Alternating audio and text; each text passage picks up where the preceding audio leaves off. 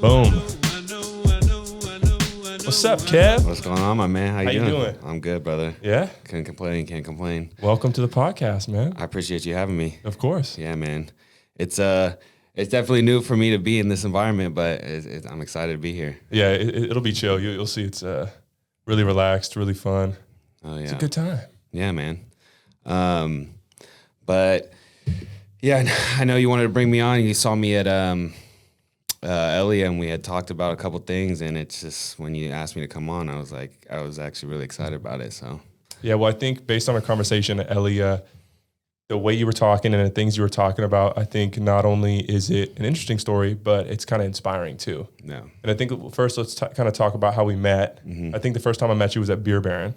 Way back when. Yeah. I was doing some marketing work for them, and then you were the bartender / server, right? I think I was just serving at the time. I Yeah. think I was getting into bartending a little bit because I started at Beer Baron like right when they opened, so I was like one of the servers there, but Yeah. I was starting to pick up on bartending a little bit. Tight. And then you went to Last Word. That's where we started hanging out a lot more. Exactly. That was the 2 years I was there. Yeah, and we were at the R&B brunches and all that stuff. Oh man, the good times. Yeah, the good exactly. times. Those were I definitely do miss that job to an extent, and now I mean Elia is a good spot for me to be at. Yeah. Fine dining and all that stuff. So Well, it's probably some really good money too, because it is like an elevated experience over there.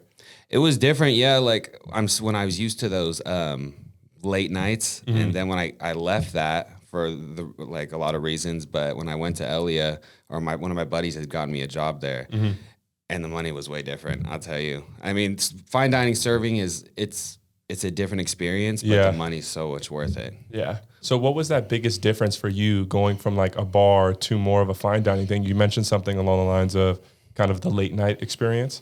Were you not a fan of that anymore? Or? I just there's a certain lifestyle you start to pick up with that. I mean, not everyone has that experience, but when you're in those late nights, it starts to take a toll on you. Yeah. So I left for obviously the partying was getting heavy and all that. So when I left, I had worked at a gym for a little bit at Fitness 19, and I fucking hated it, dude. I was like, this is terrible. And then my buddy saw me at the gym, and he was like, you don't need this. Like, this spot just opened up. So it was really cool when I tried it because I get off at like 10. Yeah. And it's like I get my sleep, and I can get up and train early in the morning. Like when I wake up at like 5:30 in the morning and get to my training, and I can eat, and like I still work nights. So Yeah. it works out perfect for me. That's tight. So you're training. You mentioned training. What are you training for? I know you mentioned bodybuilding, right? So, I mean, I always had like a passion for like weightlifting, and like I've been doing it for a long time, but now that I'm really consistent, I wanted to get out of my comfort zone and try a competition. Everyone was like telling you should try one, like a physique competition. So I had met a trainer out in Ceres. So I live in Mountain House right now. So I train out there 3 days a week, and the other 3 days I train in Tracy. So I'm just getting out of my comfort zone, trying something new, but the consistency is on point right now. Sick. And the dieting I'd probably say is the hardest part, but it's just I'm just having fun with it at the end of the day. Like, it's even if I win or lose or whatever happens, as long as I know I stayed with it and stuck to it and stuck to the diet, then I could be proud of myself at the end of the day. I think that's totally the right mentality too, is just making sure like, the consistency is there. And then the fact that like, you don't care if you win or lose. Yeah. That's the biggest part, because who knows what's going to happen. But as long as you have the right mindset, you're solid. Right. It's like now these days, and especially in the last probably like 5-6 months, every accomplishment now to me, I take it as like a big one. Yeah. Like little things. And like, it's just, I used to not think so highly of myself. And now like every little accomplishment, if it's small or big, like I take it in now. Yeah. And I hold on to it, and I could be proud that I did it.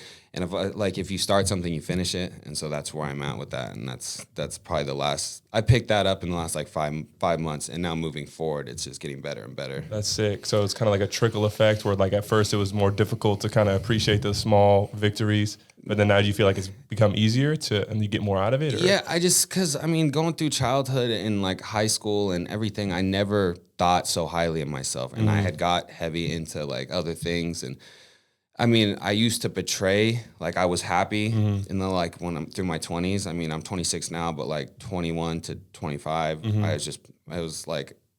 was doing what everyone else was doing, was going out. That was taking a toll on me very much, like more than the average person. Yeah. But now that I realize what's like the most important things in life, that I can just, I just keep moving forward now, and I never look back. I mean, I always look back at my past, but I just hold on to those accomplishments moving forward. Yeah. So you like learn the lessons from them, but you don't dwell in the past where it's like being negative. I still look back in the past, and like some things I wish I can change, and like what I've done to people or what I've done to myself or my family, and I wasn't there. I wish I can change those things, but I know like I can't. And so that's why I just say, you know what, I'm going to be a better version of myself, make 26, make 27, like the best years of my life. Yeah. And it feels like it's panning out the right way, but I always keep a very close eye on like myself, because I know I can, like, the switch can flip very easily. Yeah. And that's why I have to like keep just a close eye out on myself. So when you say that switch can flip very easily, what do you mean that switched? Is there something, you know? Yeah, so I mean, like I can go into it and say, you know, like the partying was the biggest thing. And growing up, like when high school, that's when I just like started drinking a lot. And then when drugs got involved, it was just like, I didn't think anything of it because everyone was doing it. Yeah. But I always had a very addictive tendencies. Like when I was in therapy, when I was like 7 for like my parents' divorce, my therapist, I have her now to this day. Oh, wow. So I see her every Wednesday.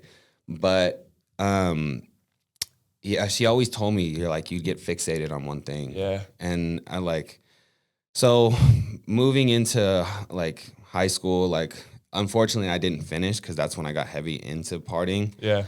And so like I still hold that against myself because I knew I was smart. I knew I can do it. Yeah. But so I was like, you know what, I got to move forward. And then I just like, the partying got heavier since when I got in the restaurant industry. And that's when drugs got really sucked into it.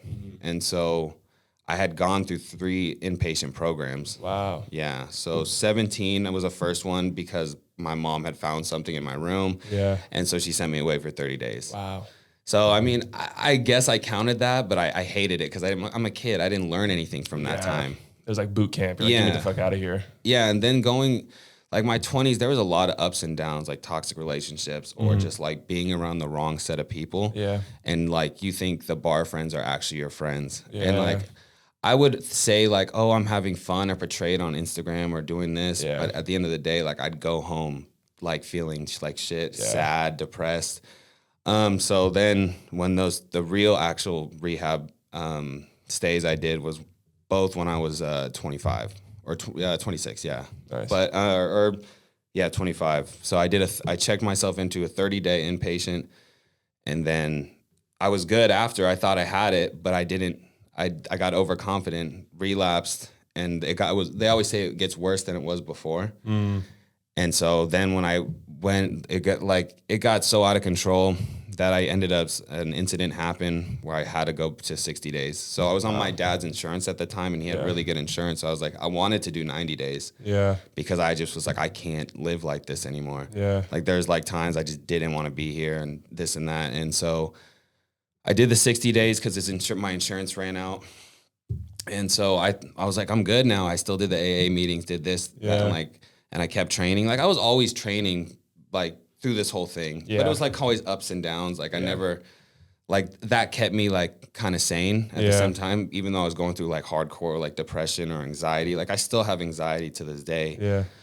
But I ended up relapsing. And so it was just a trial and error thing. Yeah. But I mean, I finally found there's a reason why I stopped. Now I never looked back. I don't crave it anymore. I don't want it.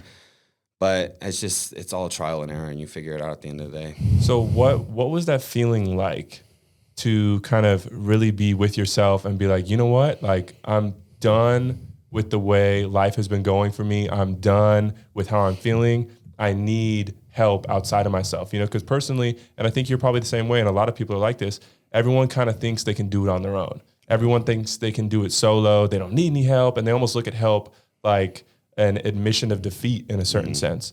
Not saying that's the case, because honestly, everyone does need help. Everyone should seek advice from people and, look to grow from other people.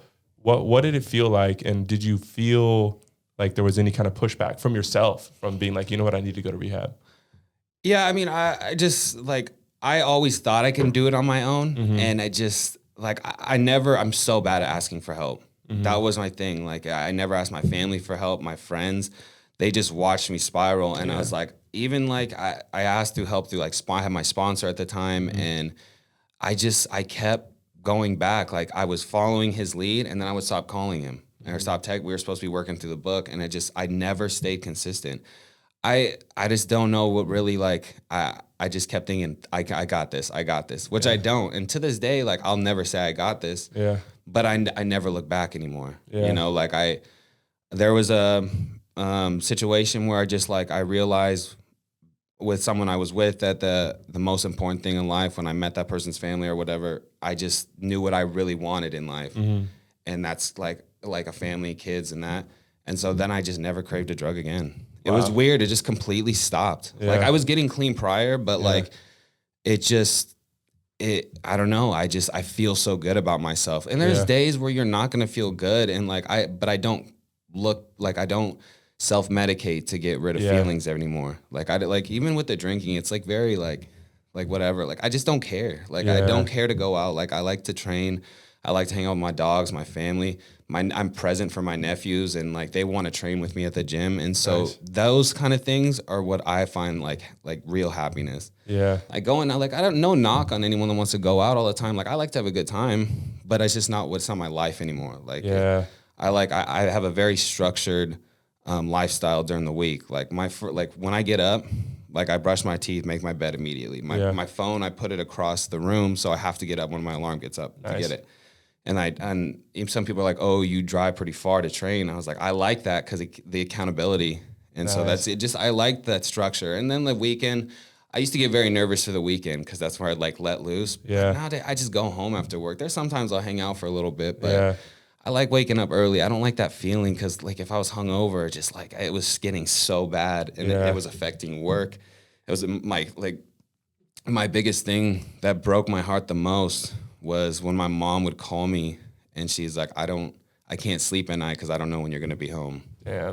Yeah. So it definitely, but that still didn't stop me when she told me that. Like I was still, but now it's like everyone's like texting me, I'm proud of you. Like you're doing great. My mom's like, I can sleep fine at night because it's like, I'm just there now. And but now I realize how important it is to like be present in the moment and not like worry too much about the future and all that stuff. I just want to be there, train hard, and just keep achieving my goals. Like the other day, like I was supposed to get my GED a long time ago, but I was partying so much. Yeah.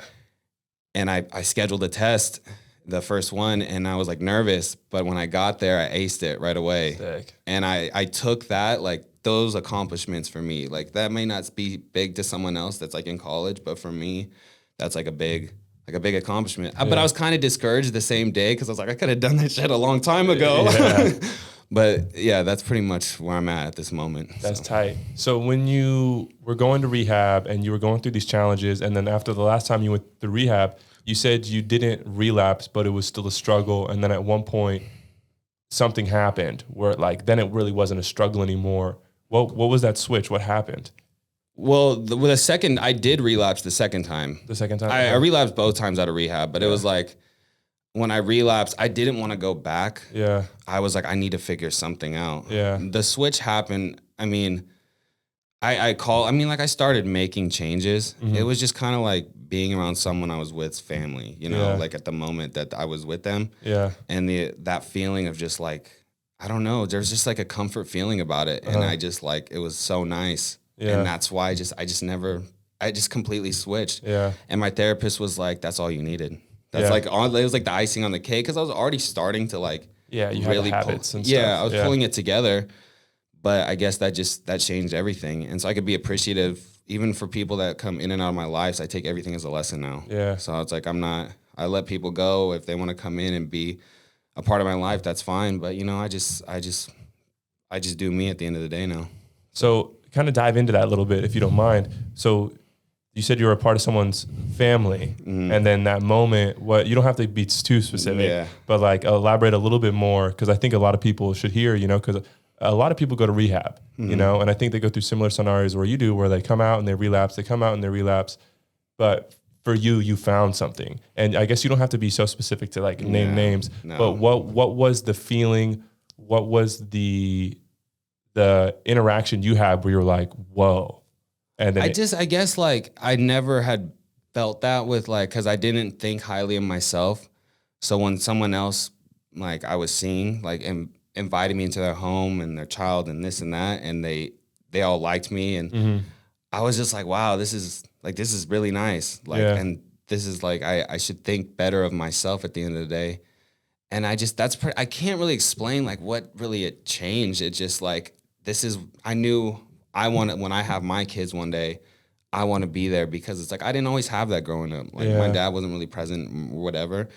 And that's why I have like attachment, or like I need validation sometimes. And that comes, and like one thing I say big is like, I assumed I was really confident when I was like high or drunk. But then when I got clean, that confidence gets like rock bottom. So now I'm building it back up, and that comes with a lot of issues like I have to deal with, but it's like I'm doing better and better. But all I know is like, I just like, I want to be there for my family one day, but I also want to be there for myself 100%. I put myself first every day now. But like, it's just, that's the biggest thing, I guess. It's just like, I know everyone has their turning point, and when people ask me like what really like changed, and I explained to them what happened, but I said everyone's different. And I'm not one of those people that push like sobriety onto someone. If you want to party, that's fine. I'm with it. I had a great time partying. Don't get me wrong. But if you ask me like for help, I'll tell you straight up. I'm not going to sugarcoat it. It's not easy. It's a sad road. Like when you get sucked in, I've had friends die to this stuff. Like it's bad. Like dealing with grief, heartache, like loss. It's just, you kind of go through it, but you'll know when you're done. And some people don't ever know when they're done, and it's just they find out the hard way. I couldn't find out that way. I had too much potential, and I knew I had too much potential to throw away. Well, so do you think being around that family and being in a scenario where someone was just so willing to accept you as you were, regardless of the circumstances, regardless of the past, kind of showed you it's like, wow, like I don't need all this other stuff, and I want to be what these people are giving me for someone else? And that kind of gave you that like extra push? It was like I guess, it was pretty much just like an extra push. Like it's just like that feeling, like I wasn't drunk or this around them. It was just like, I just like that feeling of like being around people that all love each other. And it's just, I can't, that's basically it. That's just like, I wanted that, you know, because it was like a little bit of dysfunction in mine. So when I found something where it was like really nice to be around, and it's just, I never craved it. The drugs, I used to have cravings every day, and I'd fight them. But now I don't even think about it. Like, even with drinking, it's like, it's few and far between. Like I can go out and have a drink. But it's like, I'd choose not to, like, I know my limits. Cause I don't like the way it makes me act out or it makes me feel.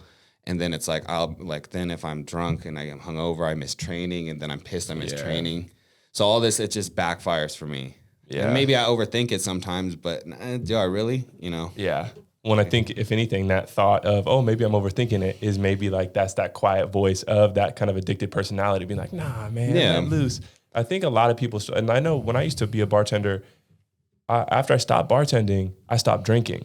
I only drank when I was bartending. Because I was around it. I was around other people. I was making drinks for other people. So I was around it all the time. So I think it's interesting that once you kind of pulled yourself out of that environment and then found yourself in an environment with a family who was loving, it's like it's two opposite sides, right? You're in an environment of drugs, alcohol, partying, staying out late, trying to show out, wear the coolest clothes, wear the flyest shit, impress all the ladies, to just being in an environment of people who are kind of where you want to be. And it's like, wow, there it is. And I think that's a huge part in a society today where it's like there's not that many role models. You look on the news, you look on social media, and it's all like these partying people with nice cars and all this shit and girls with their butts out. But like, where do you go to find something that it's like, wow, that's actually something I would want to be in the future, to give you that guidance? Exactly. You know and what I mean? I see all this stuff on Insta, like, and I am like, I've done that where I like post things to act like I'm doing something. Like, my life's not that crazy. But like I'm just doing what everyone else was doing.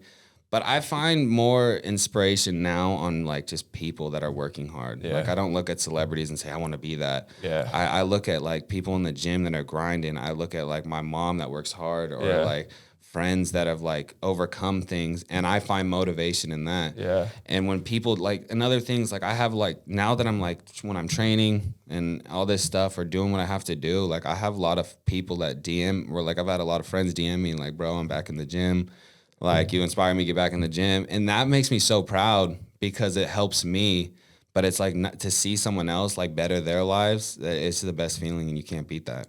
Yeah. Well, I think being able to be a catalyst for that too, because I can only imagine, because I've had a few people reach out, but I mean, like your story is a lot different than mine. You know, mine's more just revolving around hard work, but yours is like, you know, really overcoming severe adversity in your environment and within yourself. So like the people who have messaged me, it's like, it just gives you this crazy, it is a high in a certain sense, because it's like you feel so good knowing that the struggles that you went through are not only paying off for you, but paying off for someone else. Yeah. It's like you can help guide them. It's like, hey, don't go down that road. I've been there. You don't want to be there. Yeah. Like, look at where I'm at now. I was the same way you were. There was a quote called, and I think this kind of plays into what you're saying. It's like, you can't knock anyone if they still want to party.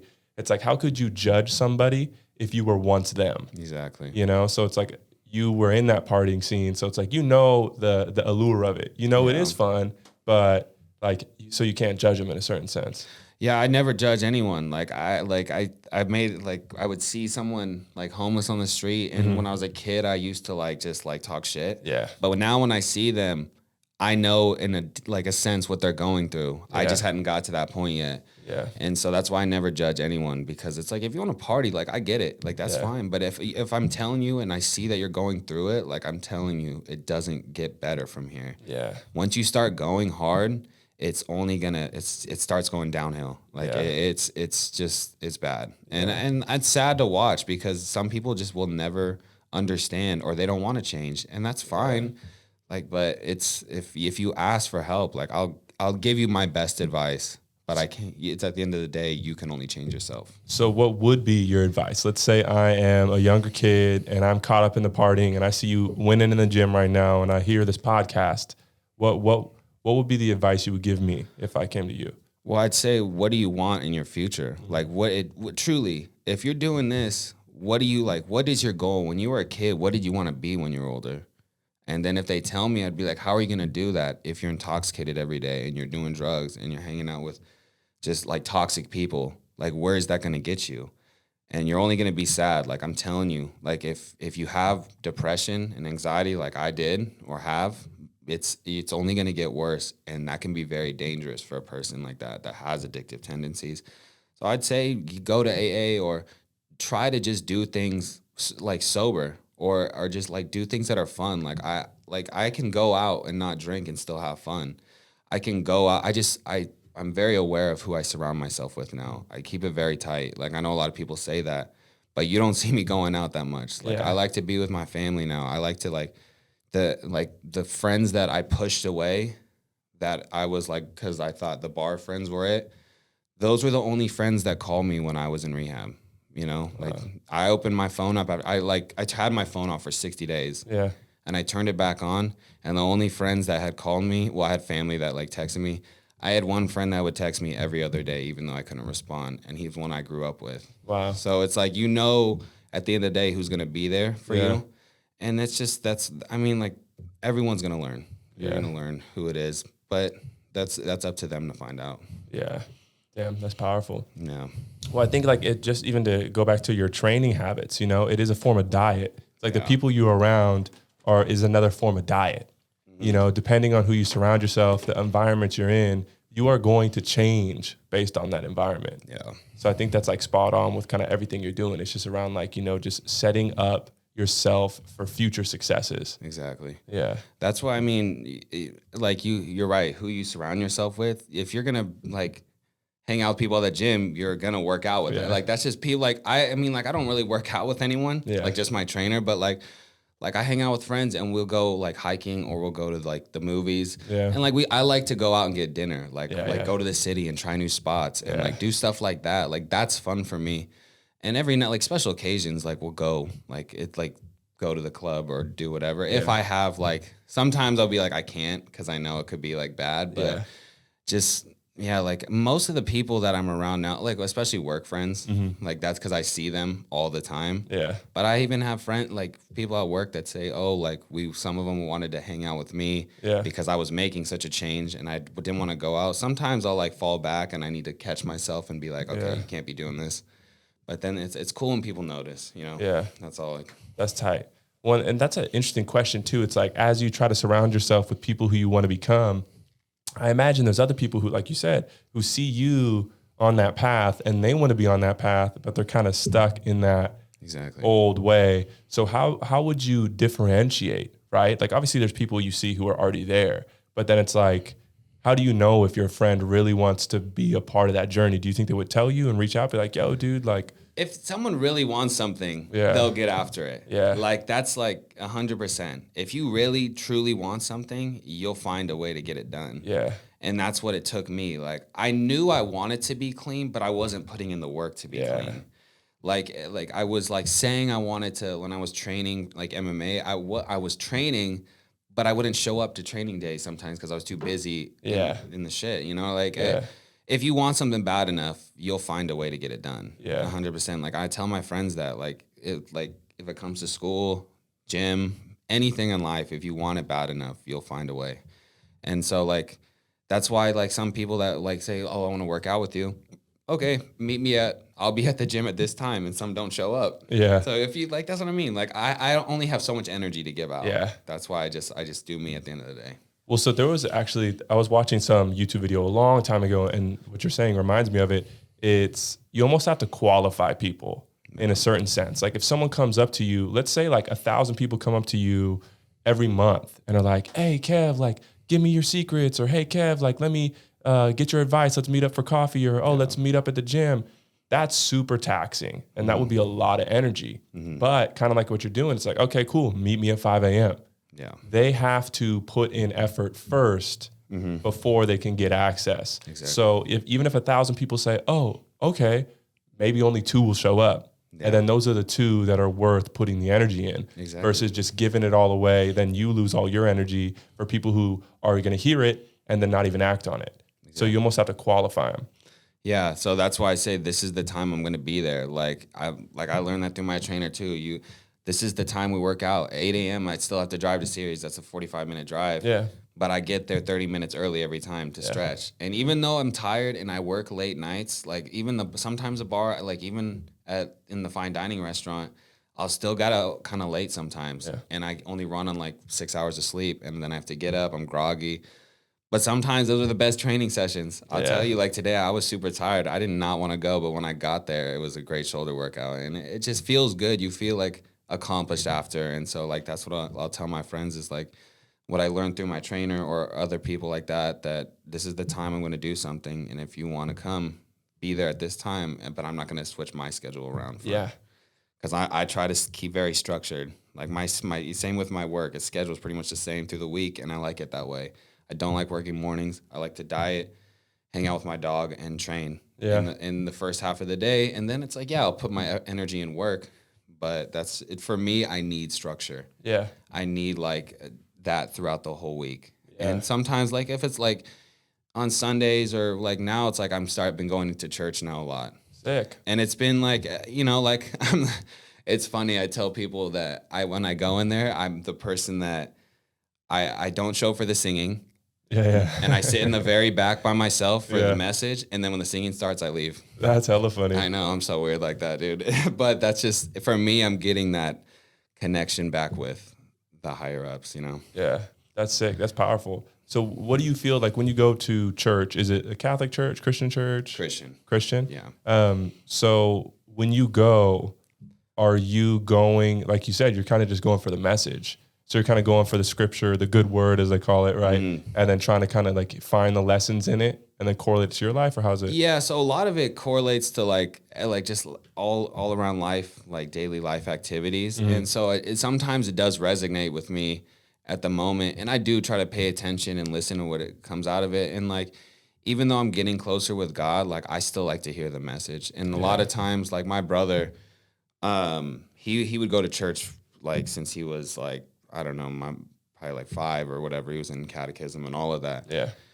And he was like, he's been one of my biggest role models growing up, but he saw me going through it. He was always trying to get me to go to church, and I wouldn't go. I was so stubborn. I'm like one of the most stubborn people. Yeah. If I don't want to do something, I'm not going to do it. Yeah. But he knew that I was like, because I was like, he's like, you don't want to go to church because you're still sleeping because you partied all night. Yeah. Like, but now that we're like gained our relationship back, and I live with him and as girlfriend of my nephews and stuff, and so we all go to church together. Sometimes I don't sit with them. I'll still sit in the back. Yeah, but it's like, it's cool because he sees that I'm really trying to put the effort in there. Yeah. And then we'll go get breakfast after and this. So like, it's just stuff like that. It just keeps me on the, like when I just knows that, it makes myself think that I can do it, Yeah. And there's just, that's like, I just know that I'll never look back onto that old, like I'll always keep aware of what I did. Yeah. But I'm never going to go back to it. Yeah.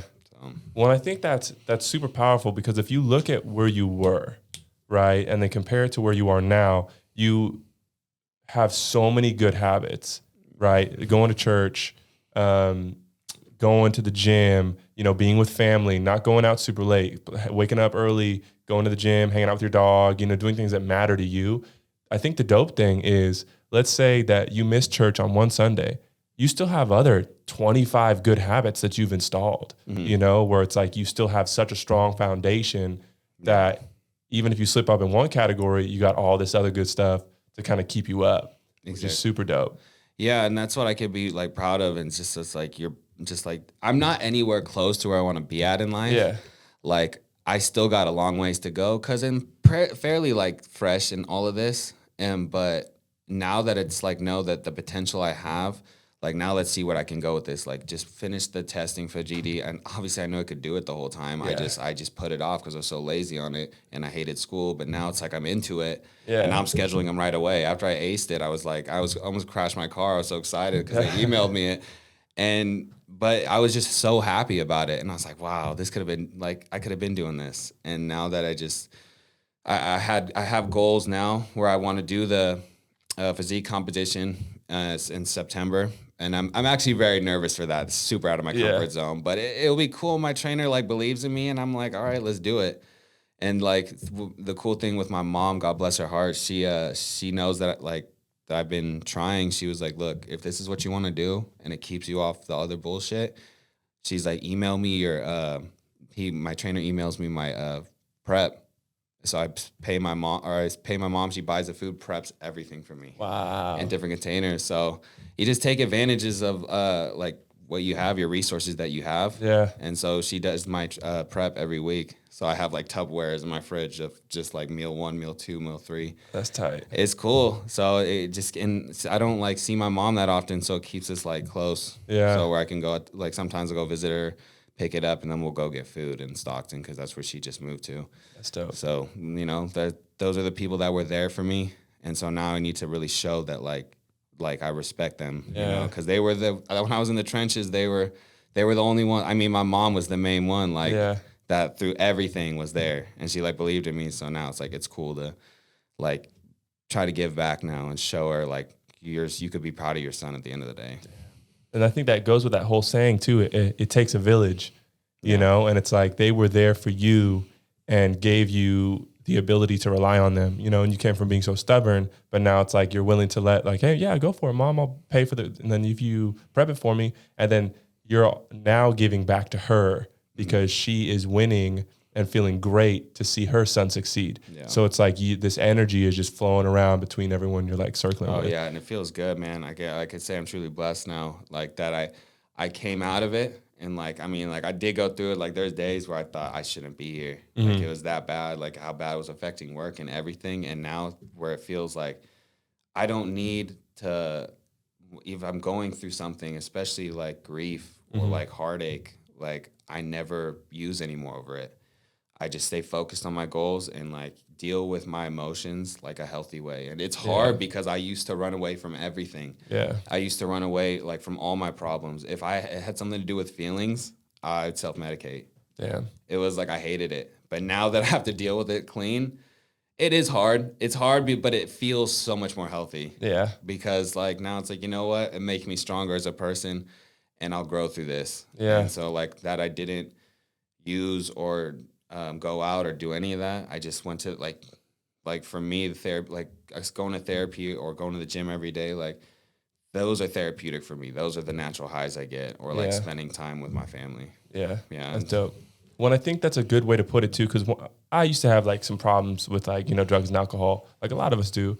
But what kind of clicked for me was realizing, like, once I started to get out of it, if I like how I'm feeling in this current moment, why would I want to change it with anything else? It's like a lot of times I would find myself where I'd be like, oh man, like I'm hella happy. I'm gonna smoke some weed. And then I'd be like, wait a second, I'm hella happy. If I smoke, that's gonna change how I'm feeling. And it's kind of like a roll of the dice. I don't know if I'm gonna be happy or I'm gonna be lethargic. Yeah. I'm not gonna want to do anything. I might be too introspective and trip myself out. No. Why would I want, to change how I'm feeling? So I think that's like a dope thing that I see within you. It's like, you're feeling so great. It's like, why would you want to change? Because that's the whole idea of drugs, Yeah. It's like it changes your current state of mind. Yeah. But if you really love your current state of mind, why would you want to change it? Exactly. And it's just, now I'm like scared. It's like, it makes me like, when I finally found this like good feeling in myself, like I'm scared to use anything. Yeah. I don't want anything like getting in my energy, my zone. Like I don't, like, it's just like, I love the feeling right now. There's like, obviously the days, like I'm still like, I'll go through stuff. Like I have anxiety. Everyone goes through problems every day, but I'm just like, dealing with it in this healthy way is just helping me grow as a person. Yeah. Like waking up early and doing what I got to get done for the day and just being present. So yeah, that's dope. Oh yeah, man. Well, so where do you see yourself? So obviously you're going to do this physique competition. What other kind of big goals do you have for yourself? So once I get my GED, I needed that to get. So I've been looking into this massage therapy school in Emeryville, and they've all like I've sat in on classes, and I needed to show proof of my diploma or my GED to get in, or I just pay out of pocket, which I don't have $15,000 on me. Yeah. But. So just after the competition, if I do another one, like we were thinking about doing another one if I get a good place in it. Yeah, yeah. But I'm gonna bust out my GED this summer. My goal is just to finish it this summer and then go start this school. Like after the competition, start this school and just like get certified in that, and then try to find like kind of just get a career going in that field, like physical therapy or something. It just seems like something I've always liked. So I've been looking in school for like the past like 5 years, but just never acted on it. Yeah. And now that I'm trying to act on it, and they're always texting me like classes on Zoom or this and that, Sick. Come sit in. So I was like, I'm just super into it right now. That's tight. And that's those are my goals right now. I mean, we'll see what the future holds. I know these are the two that are like these 3 goals right now: GED, competition, and then get into the school. Those are my 3 main focuses at the moment. And then we'll see what happens after. But I could just be like, I know these are all achievable easy. Like I've seen people achieve so much better, but for me, these are big because I finally got my shit together. Yeah. Well, so this is kind of an interesting question I just thought of is, so obviously like getting your GED and overcoming the rehab are very powerful, inspiring things. But I feel like a lot of people aren't as open as you about their problems, because a lot of people go through stuff, but you never really hear about it. Why do you think, because I think it's a great thing that you're open about it, because I think people need to hear it. Why do you think that some people choose not to be open, or why are you more open than other people?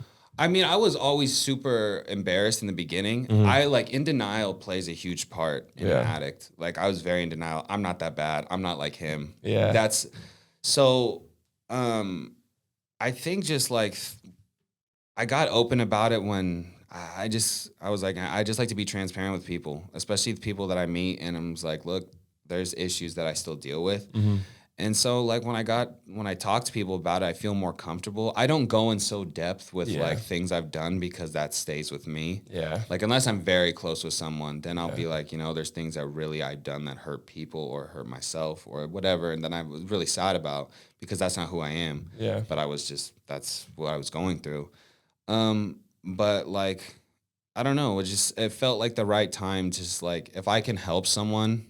Like, I know plenty of people are going through it. Yeah. And if I could just help someone just kind of get inside and be like, you know what?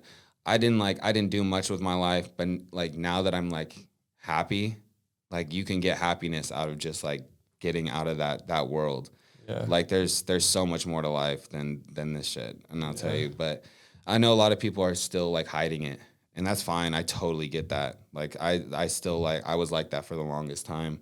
And now it's just like, you know, I'm so into helping other people because that makes me stay clean off drugs.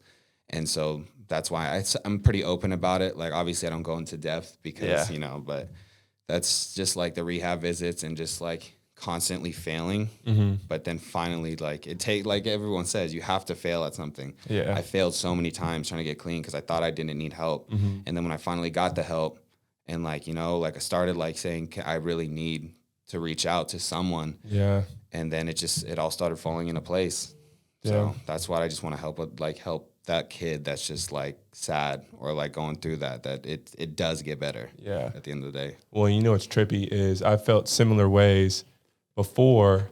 Obviously our stories are different, but in a certain way, I feel like that sometimes when I'm thinking, it's like, oh, like I want to help that kid. It's really, I wish I could help the younger version of me. You know, it's because you see yourself in other people and you might see that kid. It's like, damn, like I see myself in him.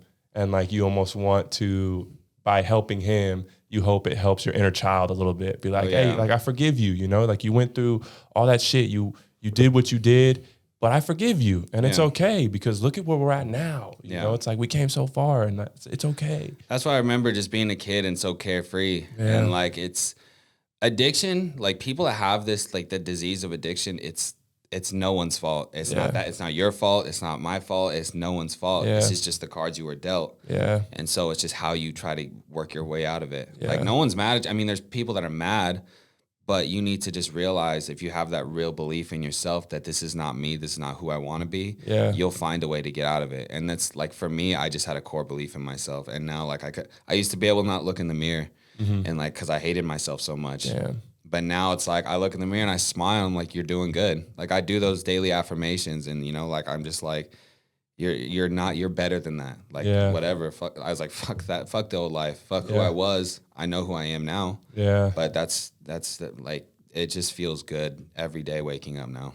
What do people say? Like people who were around when you were kind of in that darker phase and who haven't seen you now. What did they say? Have you come across anyone like, damn, bro, like?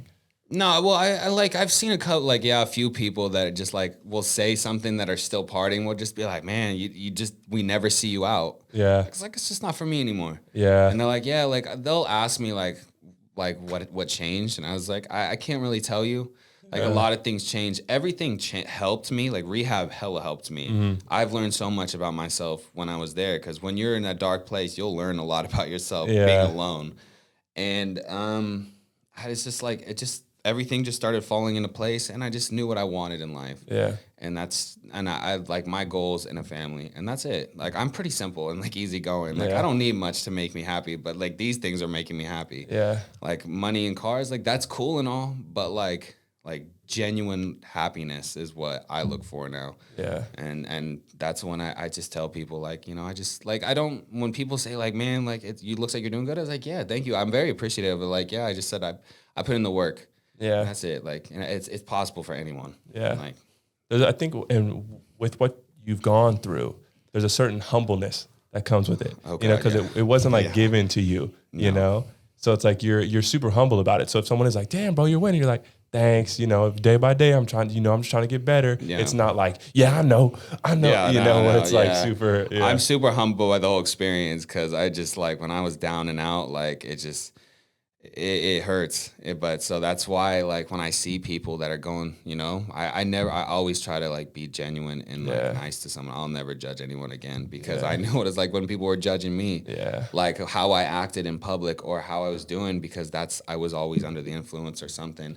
And I portrayed this to other people, and it's like some people might still think of me that way, but I don't. Like I'm just tunnel vision now. Like no one can like I don't talk. If you talk bad about me or still have these thoughts about me, that's fine. Like, I wish you the best. Like, I'm not gonna waste my energy. I don't hate anyone. It takes so much energy to hate someone. And I just say a prayer for you and wish you the best. You know, like I just gotta focus on me. But if you don't like me, that's fine. I don't have time for that shit. So.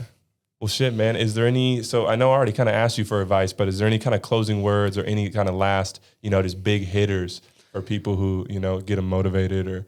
I honestly at the end of the day, like for anyone, like if you really believe in yourself and you stop worrying about what anyone else thinks and like let your insecurities, everything go, and even whatever you're going through, it does get better. Like it will get better if you have to have patience. Patience is the biggest thing. Be patient in yourself, believe in yourself, and like find things you really love to do and find the true meaning of like what life's actually about. And if you set your mind to anything, you can do it, as cliche as that sounds. But that's it, brother. Dope. Appreciate you, dog.